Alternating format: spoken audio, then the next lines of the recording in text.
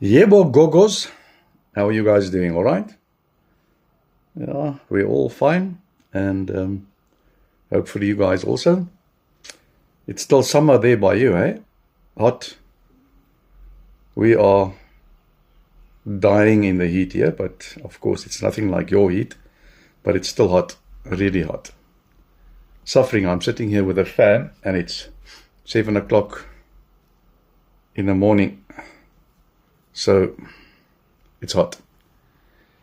But also our subjects are hot because we are talking about, we are now busy with chapter 34 of Laat my lammers Way, going through the Bible in a summarized way.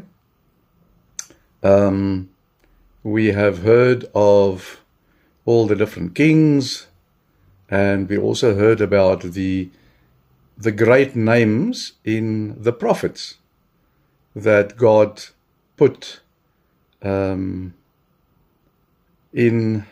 the service of Israel. Of course, God speaks to the prophet speaks to the king or to Israel and to God's people, and then they get the message. So we've learned of Elijah, and Elijah was taken up into heaven alive. And we have heard of Elisha, and who followed in the footsteps of Elijah, and all about the miracles that he did. Remember, even after his death, when somebody was put into his grave, well, I'm sure it was holes in the mountain kind of grave, with shelves that was chipped out of the rock or whatever the case may be, and then they would put the the bodies on these shelves. But when somebody who was then buried, when his body touched the bones of Elisha, he became alive.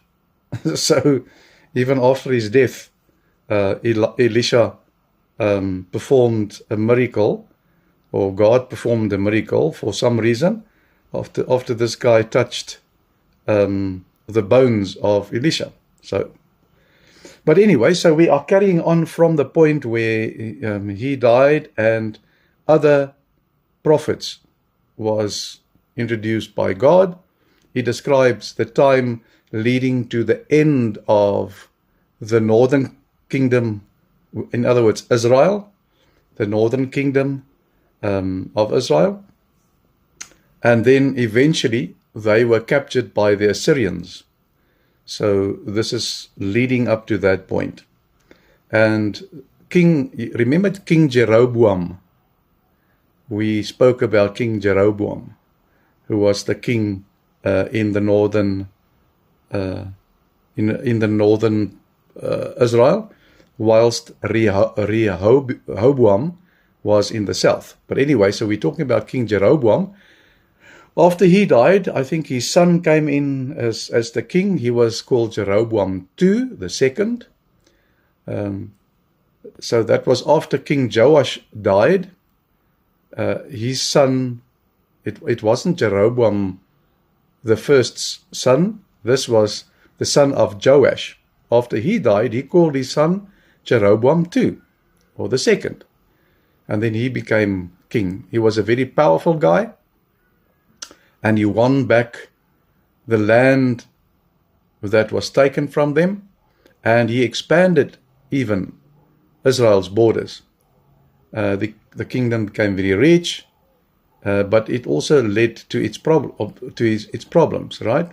The wealthy lived in luxury, I suppose in the cities, and the poor were treated badly and just became poorer and poorer, and they were oppressed. So that is what happened, kind of grading system of the rich and the unrich, the poor. During this time, God called the prophet Jonah. Remember Jonah and the big fish? Okay. So Jonah was called during the time of Jeroboam II. and he was called to go to Nineveh, the capital of Assyria. Assyria was the big enemy, right? He had to go there and tell the people that God was going to punish them for their sins. And Jonah didn't want to go, remember, because he hated the Assyrians so much. He did not want God to save them. He wanted God to punish them, to kill them, to destroy them. So he tried to run away on a ship. A giant storm hit the ship, yes, and after Jonah told the sailors that it was actually his fault that the ship was going to sink, remember, they started throwing stuff overboard just to make the ship lighter so that they could survive this huge storm. And then he said, the only way to save you is to throw me overboard. And they did. And God sent a large fish to swallow Jonah, and he stayed inside the fish for 3 days before this fish spat him out near to the shoreline. Then he went to Nineveh. So he thought, I don't want to go through anything like this again. I will obey God. God sent me to Nineveh, so I'm going to go there. And he started preaching. And to his surprise, what happened? The people repented and they turned to God. That's what God intended. So they were saved, and it was exactly what he didn't want. But anyway, it happened. So after Jonah, God sent the prophets Amos and Hosea. And we read about Amos and Hosea in the Bible, or the big prophets. Of course, we read about Jonah as well. God sent other prophets to warn Israel during Jeroboam's reign. And Amos was a shepherd, and he spoke out against the rich people who were being mean to the poor. He warned them that because they didn't care about justice, they would be taken away as prisoners. So Amos was warning them because of the way they lived, the way they treated the poor. So they were going to be punished. God was going to punish them. Then Hosea came, and he also preached to the people. God told him to marry an unfaithful woman to show the people a living picture of how Israel had been unfaithful to God. So he showed them in practice by marrying an unfaithful woman, somebody who didn't have faith in the living God, but who was, I suppose, worshipping idols. He married her to show the Israelites a picture, a living picture of how unfaithful they were to God by worshipping idols. And he warned them that if they didn't change, the Assyrians would take their land, their big enemy. But of course, they didn't listen. After Jeroboam died, Jeroboam II, the kingdom became very unstable. It was total chaos there, with the rich wanting to become richer and mistreating the poor. Several kings came to be. There were kings like Zechariah, Shallum, but they were all murdered after they were chosen to be king. Immediately they were murdered. Uprisings. People wanted kings, but they didn't want kings. They wanted just to be not to be ruled.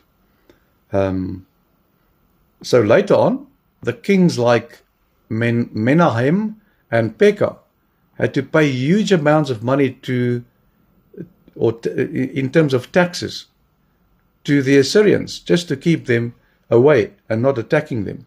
There was so much chaos in Israel that they didn't have an army. That's the big thing. They wanted to live in luxury and mistreat the poor, and nobody wanted to be part of an army. So the kings, who were not there most of the time because they were killed, could not get an army going. So they were very easy to take over by somebody like the Assyrians. So Hosea was the last king of Israel that we read about in the Bible. He tried to rebel against Assyria by asking Egypt for help. So he went to Egypt and asked them to help Israel against the Assyrians. This made the Assyrian king very angry. At that time, the Assyrian king was Shalmaneser. He made him very angry, and he thought, that's it, no more. So he captured King Hoshea and surrounded the capital city Samaria for 3 years. So for 3 years, this army of the Assyrians stacked up against the Israelites around the city in Samaria. So the Assyrians finally conquered the city. Eventually, they had to give up, and they took the people of Israel away to Assyria as prisoners.